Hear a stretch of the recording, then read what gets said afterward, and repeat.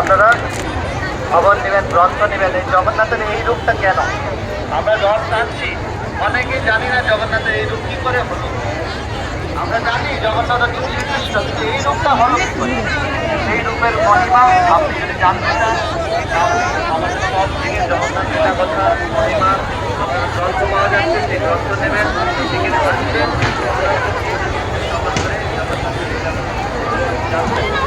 এবং এইখানে যে সন্তান দিদিরা আমার ঠিক বাঁ দিকের কর্নারে একটা পুরো প্যান্ডেল ভর্তি এখানে প্রতি রবিবার এবং অসংখ্য ভক্ত রাস্তায় দাঁড়িয়ে আছে।